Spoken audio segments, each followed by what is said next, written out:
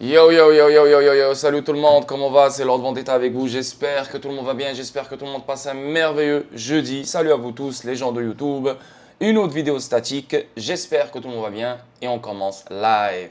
Donc, premier article, l'American Institute of Physics reconnaît Ripple et XRP pour avoir perturbé les paiements transfrontaliers. Et écoutez, il n'y a pas une compagnie qui fait que ça depuis le jour numéro un. Il n'y a aucune compagnie qui existe qui travaille que sur ça depuis le jour numéro un. Fixer la plomberie du système financier mondial pour permettre les paiements transfrontaliers, pour permettre les paiements inter- et intrabancaires, pour permettre les règlements instantanés dans le monde entier. Donc oui, Ripple est reconnu pour ça, XRP est reconnu pour ça. Et voilà quoi. Donc là, je vois déjà maintenant sur Twitter que les gens comparent Telcoin avec XRP.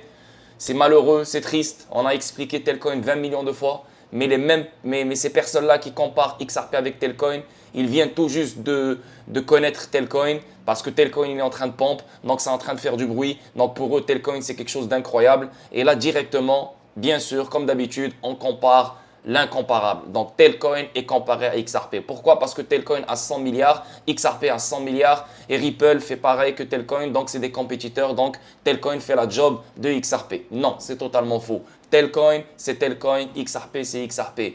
Telcoin travaille avec les opérateurs mobiles. On crée une infrastructure, une architecture pour que les opérateurs mobiles puissent offrir des produits financiers à leurs clients. Et en plus de ça, l'inclusion financière. Donc, on donne la possibilité aux particuliers d'envoyer de l'argent partout dans le monde entier. Donc, des paiements transfrontaliers pour les particuliers partout dans le monde entier sans passer par Western Union, RIA ou MoneyGram. Donc, payer beaucoup de frais. Donc, on envoie des stablecoins et on paye des frais très très très minimes comparé à la compétition. XRP, c'est un outil financier qui est fait pour les banques, qui est fait pour les banques centrales, qui est fait pour les institutions financières, qui est fait pour éliminer le préfinancement, qui est fait pour les paiements inter- et intrabancaires. Telcoin va devenir une banque. Telcoin utilisera XRP. Tu comprends ce que je veux dire? Donc, je préfère commencer la vidéo avec ça parce que ça fait chier, ça fait vraiment chier. Depuis toujours, j'arrêtais pas de dire yo, les gros comptes de XRP vont commencer à parler de Telcoin et c'est exactement ce qui se passe, mais ils parlent de Telcoin de la mauvaise façon. On compare Telcoin avec XRP. Bref, donc oui, XRP il est fait pour les paiements transfrontaliers, mais avant que XRP se fasse utiliser partout dans tous les réseaux du monde entier par n'importe quelle institution financière, alors il faut fixer la plomberie. Et c'est exactement ce que Ripple est en train de faire depuis le jour numéro un. Ok. Sans avoir si on n'a pas une plomberie efficace, qui est moderne, qui accepte et qui reçoit tout type de valeur sur n'importe quel système de paiement gouvernemental ou privé ou n'importe, on n'aura jamais l'adoption et l'utilité qu'on attend de voir sur XRP.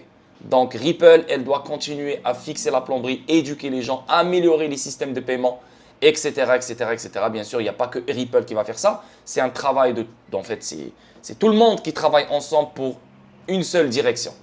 Et une fois on aura la plomberie fixée, etc., c'est là qu'on va avoir des vrais paiements transfrontaliers partout dans le monde entier, par n'importe quelle institution financière sur ce monde.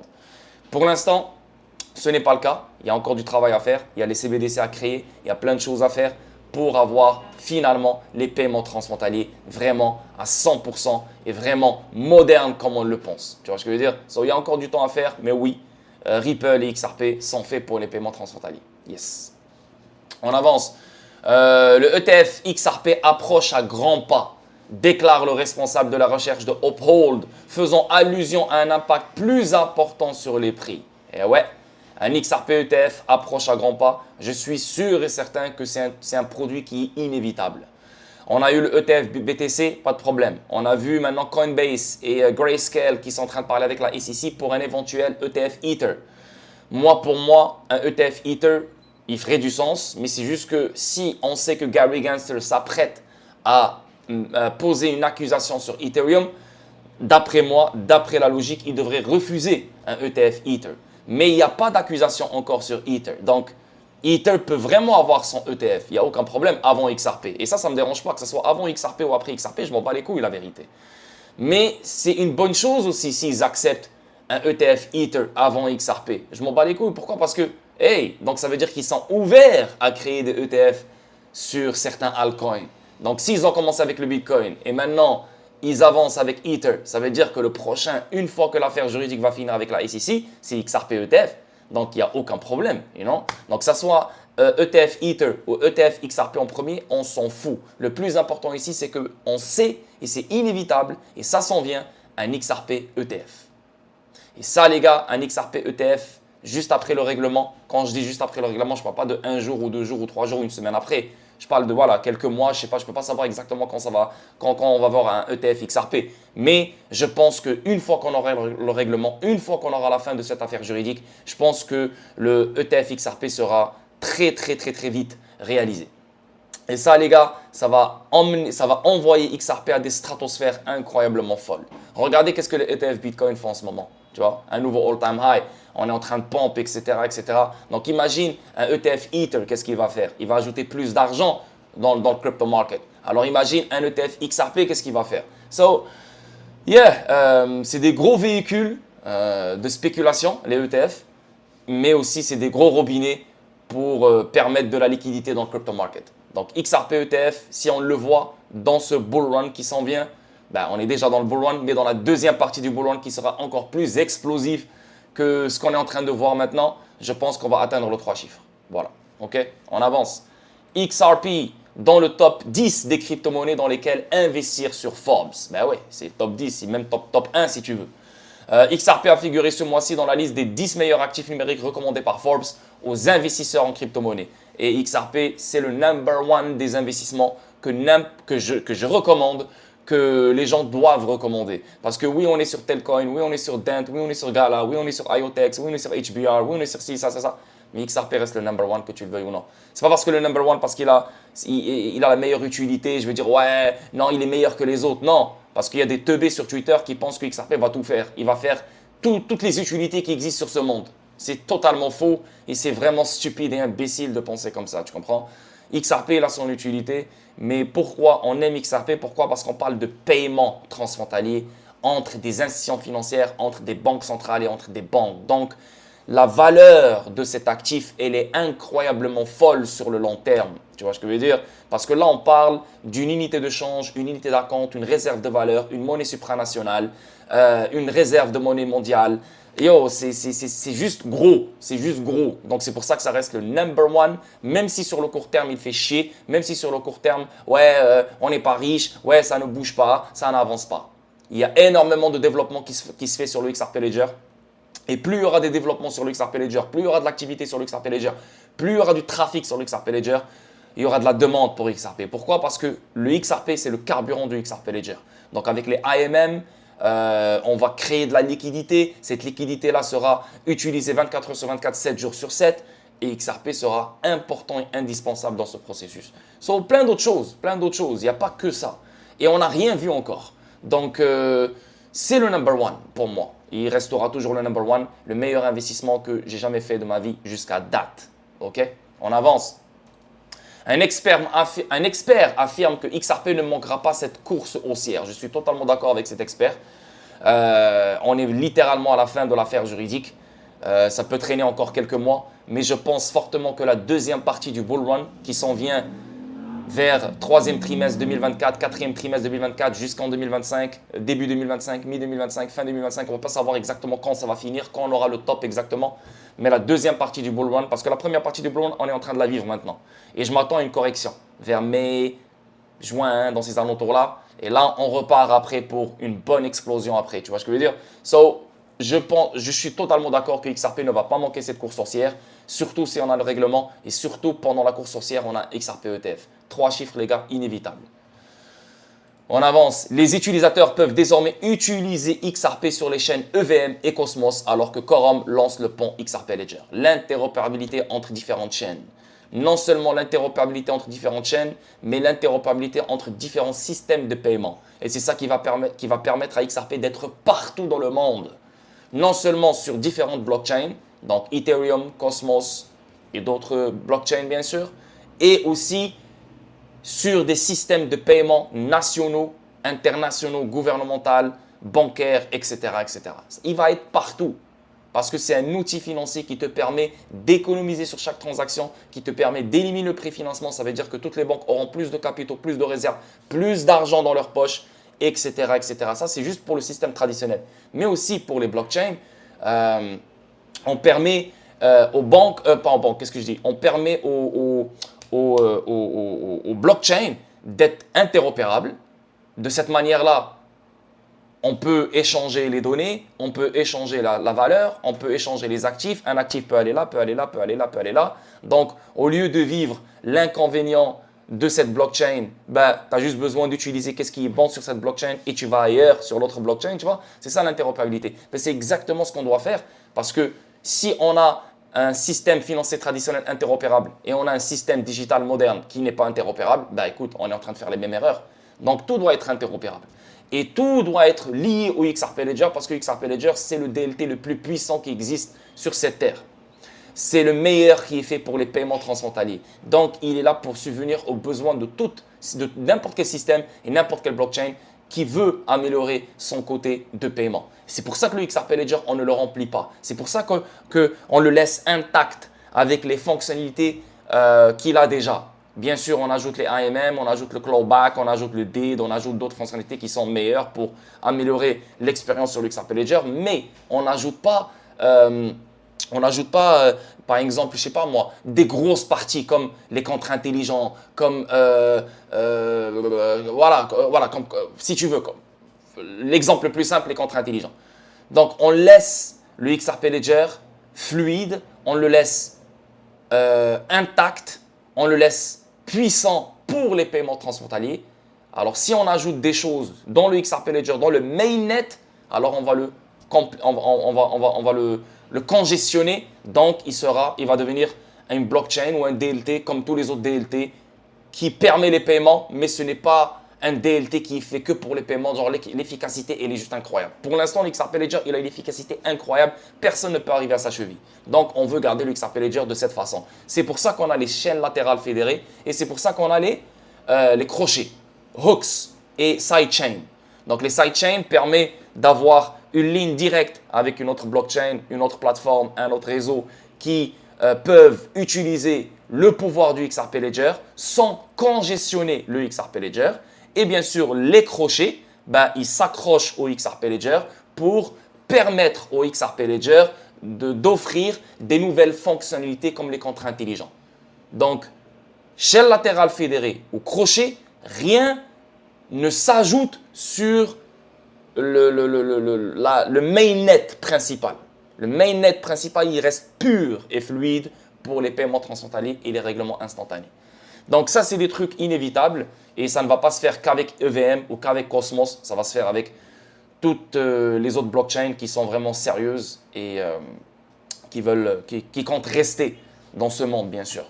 Magnifique, magnifique. Et là, en parlant de AMM, le XRP Ledger AMM sera mis en ligne dans 9 jours. L'accent doit être mis sur l'apprentissage de tout ce qui concerne les AMM et les conditions préalables au cas où vous souhaiterez participer. Qu'est-ce qu'une perte éphémère? Ai-je un portefeuille Xaman, Gem ou Crossmark? Quelle plateforme AMM existe et puis-je les tester aujourd'hui? Donc tout ça les gars, on doit le voir ensemble, on doit le décortiquer ensemble et on doit l'analyser ensemble.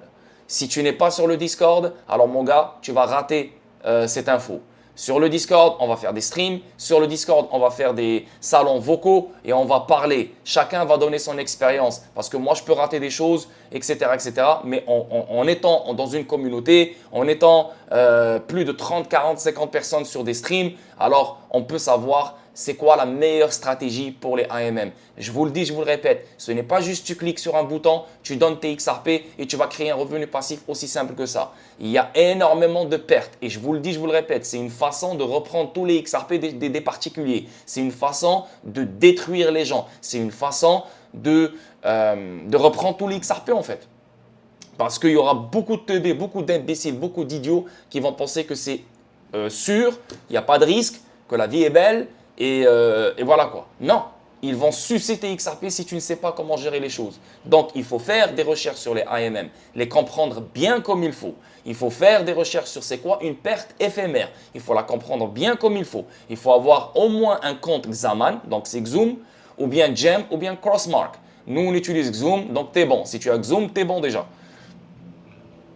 Et il faut aller chercher les meilleures plateformes AMM qui sont connectées au XRP Ledger et bien sûr les tester pour voir qui est la meilleure et sur laquelle on va opérer. Tu vois, c'est un travail à faire. Donc, si tu veux créer un revenu passif grâce à tes XRP, il y a un travail à faire, il y a des devoirs à faire, il y a des tests à faire pour être sûr que, OK, voilà la stratégie qu'on va faire pour l'instant. Si cette stratégie ne fonctionne pas, voilà la deuxième stratégie qu'on pourrait utiliser, etc., etc. Donc, je vous le dis, je vous le répète. Les gars, si vous avez mal à la tête et si c'est compliqué pour vous, ne touchez pas à ce truc des AMM. Parce que tous les XRP que vous avez ramassés vont s'envoler. Et vous allez fucking vous suicider. Je vous le dis, je vous le répète. Donc, restez calme si ça ne vous parle pas. Vous n'êtes pas obligé de créer un revenu passif. Ces revenus passifs et tout ce connerie-là, c'est bien, ça existe, c'est réel, on peut y arriver. Mais les gens en parlent comme si c'est facile. Et ça, c'est une illusion. C'est une attrape, c'est un piège. Faites attention les boys.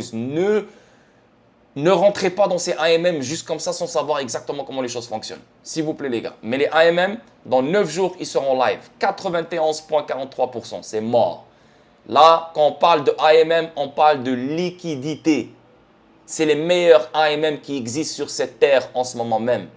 Sur le XRP Ledger, sur le DEX du XRP Ledger, il n'y a pas meilleur AMM sur cette terre que le DEX, que le AMM sur le XRP Ledger. Oubliez Uniswap, oubliez SushiSwap, SushiSwap, oubliez PancakeSwap, oubliez tous ces fucking DEX avec leur AMM. Oubliez tout ça.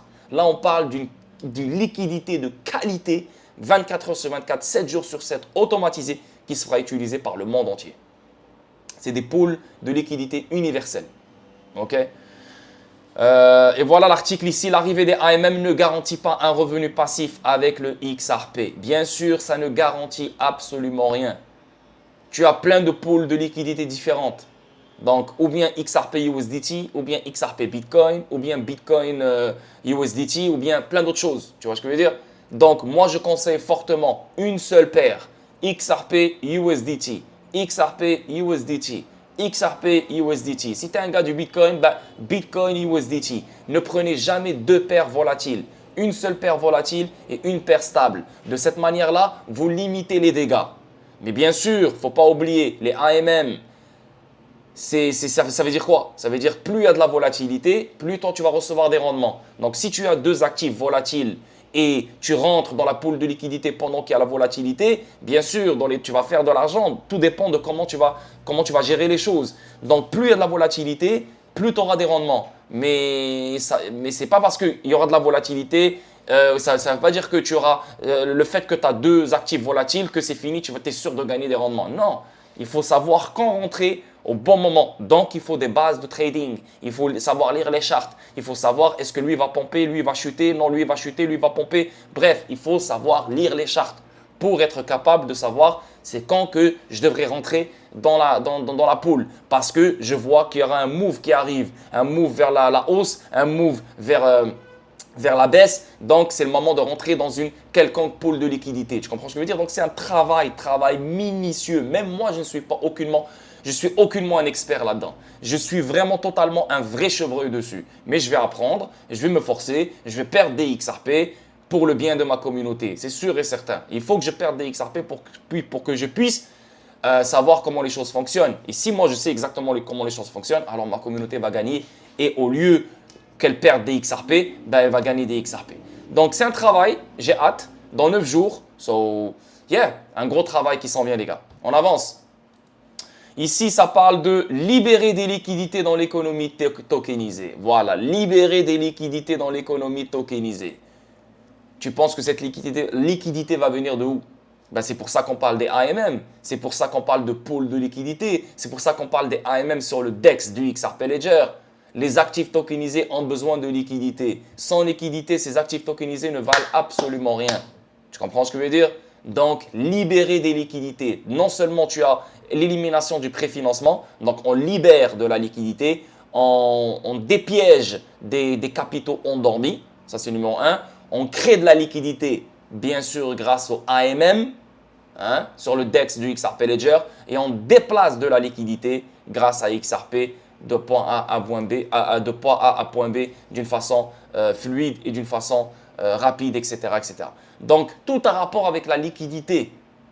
Tout a rapport avec la liquidité. On ne peut rien avoir dans ce monde, on ne peut rien avoir dans cette économie si on n'a pas de liquidité. La liquidité, c'est le sang du corps humain. Si tu n'as pas de sang, tu es mort. C'est exactement ça. OK? Donc, ici, en termes simples, la liquidité des actifs numériques mesure la facilité avec laquelle les entreprises et les particuliers peuvent acheter ou vendre des actifs numériques. C'est pour ça que l'immobilier, il n'a pas le choix d'être tokenisé. Parce que, est-ce que c'est facile de vendre un appartement en une journée? Est-ce que c'est facile de vendre un appartement en une seconde, en une heure? Non. Va vendre un appartement, ça va prendre des fucking semaines, peut-être même des mois. Donc, il est aucunement liquide, c'est illiquide. C'est pour ça que la tokenisation, elle est indispensable. Et c'est pour ça que le XRP Ledger offre la tokenisation. Il n'y a pas que le XRP Ledger, il y a Hedera qui offre la tokenisation, toutes les blockchains offrent la tokenisation. Et le fait que toutes les blockchains offrent la tokenisation, c'est ça qui va amplifier l'Internet de la valeur. On va créer de la valeur digitale grâce à cette tokenisation. Et cette valeur-là digitale, tokenisée, elle a besoin de liquidité. Donc, il nous faut des AMM, il nous faut une liquidité automatisée qu'on va aller chercher 24 heures sur 24, 7 jours sur 7 pour qu'on puisse acheter, échanger et vendre ces actifs tokenisés qui ont rapport avec l'immobilier, qui ont rapport avec la dette, qui ont rapport avec les données, qui ont rapport avec plein d'autres conneries. Comprenez le délire? Cela dépend de trois aspects fondamentaux. La demande d'actifs tokenisés, l'interopérabilité du marché entre ces actifs et la capacité du marché à faire correspondre la demande avec l'offre. Le fait est que la demande de blockchain rattrapera inévitablement les développements technologiques à l'instar de l'avènement d'Internet. Brad Chase, responsable des produits de liquidité chez Ripple, a fait remarquer dans une interview avec Payment: lorsque vous disposez de cette technologie qui a montré ses promesses et que vous avez maintenant éliminé les aspérités de la première version, c'est en ce moment-là que les entreprises peuvent s'y appuyer et adopter. C'est de la même manière que personne ne demande si vous êtes une société Internet maintenant parce que tout le monde l'est. C'est vrai. Tout le monde est une société Internet. Tout le monde a un site web. Tout le monde a un réseau social. Tout le monde opère sur l'Internet. Il n'y a pas une compagnie maintenant, tu dis, est-ce que tu es sur Internet? C'est des choses qui ne se disent plus, la vérité. Comment ça, je suis sur Internet? Mais bien sûr, je suis sur Internet. Ben, maintenant, ça va être pareil. Est-ce que tu es sur le Web 3? Ben, bien sûr, je suis sur le Web 3. Est-ce que tu utilises ça? Ben, bien sûr, j'utilise ça. Ça va devenir une normalité. Mais c'est ça l'adoption.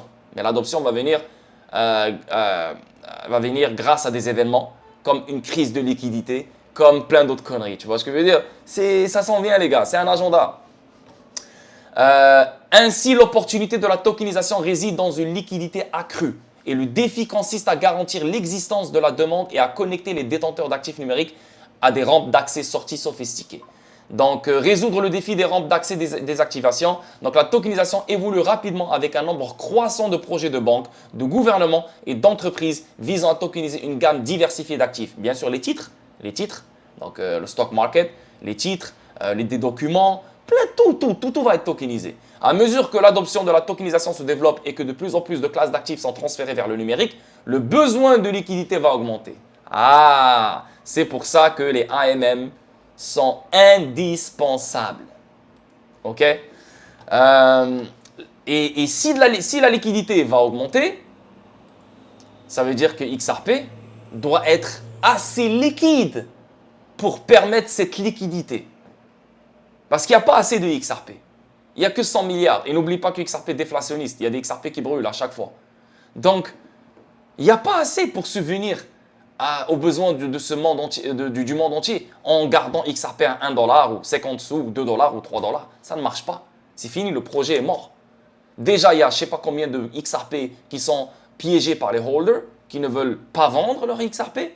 On parle de 9 milliards. Tu as comme 6 ou 7 milliards qui sont bloqués par Ripple.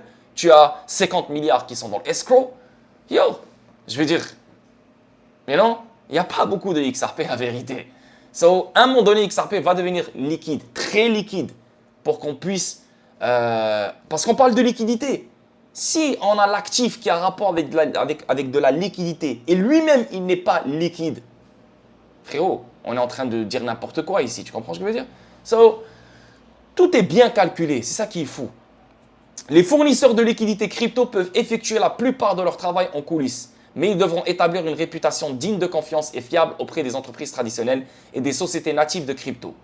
Donc, tu vois, ici, bien sûr, tu dois établir une réputation digne pour que tu deviennes un fournisseur de liquidités pour les entreprises traditionnelles et les sociétés natives, etc. Mais là, n'importe qui peut devenir un fournisseur de liquidités. Tu n'as pas besoin d'établir une réputation digne. Là, tu vas devenir un fournisseur de liquidités d'une façon décentralisée. Personne ne sait qui tu es, personne ne sait d'où tu viens. Et dans la mine, mais tu es là à fournir de la liquidité. C'est ça l'idée. Mais, encore une fois, ce n'est pas un revenu passif garanti. Il faut vraiment faire attention avec ça. Stratégie pour un avenir liquide. La voie vers une économie symbolique est une voie de transformation dynamique. Propulsée par la technologie et un engagement en faveur du progrès, avec Ripple à l'avant-garde, les entreprises peuvent bénéficier d'un avenir qui transcende des frontières, favorise la croissance et réalise tout le potentiel de l'innovation financière. Et là, on va parler de la SEC, donc les dates cruciales. Voilà, on a le 22 mars, c'est la semaine prochaine. On a le 22 avril, on a le 6 mai. Donc ça, c'est les 3 dates qu'il faut surveiller la famille. 22 mars, 22 avril et le 6 mai. Le 22 mars, ça a rapport avec un mémoire d'ouverture. Le 22 avril, ça a rapport avec une opposition. Donc Ripple déposera une opposition. Donc le 22 mars, un mémoire d'ouverture ou je ne sais pas c'est quoi. 22 avril, Ripple déposera une opposition. Et le 6 mai, la SEC déposera sa réponse. OK. Donc, en fait, c'est que des réponses, des oppositions et des mémoires. Mais ça reste 3 dates quand même importantes. Et n'oubliez pas qu'on s'approche vers la deuxième partie de l'année 2024. Et n'oubliez pas que le dollar va crash à partir de la deuxième partie 2024. N'oubliez pas qu'on va pivoter. N'oubliez pas qu'on va aller au mode QE. N'oubliez pas que les marchés à risque adorent ça. Je pense fortement que cette affaire juridique, elle roule en parallèle avec ce côté fondamental, à mon avis. Ça, c'est ma spéculation, c'est mon analyse. Voilà quoi. Amende potentielle, on parle de 770 millions de dollars que la SEC pourrait imposer à Ripple. Et ici, ça dit que la société pourrait payer jusqu'à 3 milliards de dollars si le tribunal considère que les ventes de XRP liées à ODL sont des titres. Waouh! Donc, entre 770 millions de dollars et 3 milliards de dollars. Incroyable. Donc, InPay accompagne l'expansion mondiale de Tronglo. Comme vous le savez, Tronglo est détenu par Ripple à 25% ou 35%, je ne me rappelle plus. Bref, Ripple, elle a un stake sur Tronglo. Tronglo utilise ODL, utilise XRP dans plus de 25 corridors. Ici, on voit InPay accompagne l'expansion mondiale de Tronglo. La société de paiement internationale InPay a annoncé son intention de faciliter l'expansion européenne du fournisseur mondial des services de paiement Tronglo. Donc, si on parle du fait que Tronglo va avoir une expansion en Europe, alors ça veut dire que la technologie de Ripple aura une expansion en Europe. Magnifique nouvelle, très très très bonne nouvelle ici. Ok? Parce que Tronglo est égal Ripple. C'est fini là. C'est comme si tu parles de SBI, Ripple. C'est comme si tu dis, tu vois, regarde, actuellement le réseau mondial de Tronglo couvre 100 pays, plus de 350 opérateurs mobiles, 5000 banques et portefeuilles, 140 000 points de retrait d'espèces. Dans le cadre de sa collaboration avec Ripple, la société peut désormais proposer des services de paiement transfrontaliers améliorés avec une couverture plus large via Ripple Payments, via ODL. Incroyable. Et ça, c'est un PDF venant de... ici, c'est venant de qui là? Venant de AIP Publishing. Bon, c'est un PDF. Ici, c'est écrit Zurich, tu vois, Suisse. Ici, ça parle de blockchain. C'est sorti le 24 janvier 2024. Et si on regarde dans ce PDF, on fait une recherche, on voit que Ripple est mentionné ici, comme tu peux voir. Donc là, je l'ai traduit. Réduction des coûts des transactions transfrontalières. Ben ouais, c'est pour ça, si on revient en premier article, l'American Institute of Physics reconnaît Ripple XRP pour avoir perturbé les paiements transfrontaliers. Ben ouais, regarde. Et ça dit quoi? Réduction des coûts des transactions transfrontalières. Yo, les banques et les institutions financières pourront économiser jusqu'à 70% sur les frais et les coûts de transaction. 70%. Déjà l'économie de 70%. Et en plus de ça, l'élimination du préfinancement. Tu sais combien d'argent va revenir dans la poche des banques et des institutions financières? Frérot, tu dis ça à une banque ou une institution financière, crois-moi, tu as la salive qui va découler de sa bouche. C'est impossible qu'ils refusent. Mais tant qu'il n'y a pas de cadre réglementaire, tant qu'il n'y a pas de réglementation, ils ne vont pas bouger. C'est pour ça qu'on attend le cadre réglementaire et la réglementation. Donc, réduction des coûts des transactions transfrontalières et des transferts de fonds. Les banques et autres organisations sont confrontées aux coûts élevés des transactions transfrontalières. Par exemple, la plupart de ces transactions prennent 3 jours ou plus pour être réalisées. Des organisations comme Ripple dans le réseau est désormais disponible dans plus de 40 pays et sur 6 continents utilisent désormais la blockchain et les crypto-monnaies pour surmonter ces obstacles. La blockchain permet de réaliser des transactions transfrontalières quasi instantanées pour une fraction du coût. Voilà, donc magnifique vidéo, j'espère que vous avez aimé, j'espère que vous allez aimer. Et voilà quoi, donc une petite vidéo statique de 30 minutes, ça c'est les dernières news concernant XRP. Les gars, si vous voulez connaître plus, si vous voulez savoir plus, venez dans le Discord. J'ai fait 3 streams, depuis lundi je stream, lundi j'ai streamé, mardi j'ai streamé, hier j'ai streamé, aujourd'hui je vais streamer. Analyse technique, des opportunités trading, futures, court terme, moyen terme, long terme, des nouvelles opportunités crypto, une communauté qui s'agrandit, plein de choses les gars. Faites-le pour vous, venez dans la communauté, vous allez devenir fou tellement qu'il y a de l'information, tellement qu'il y a du contenu, tellement qu'il y a de l'argent à se faire. Le lien il se trouve dans la description et on se voit dans le Discord. Peace.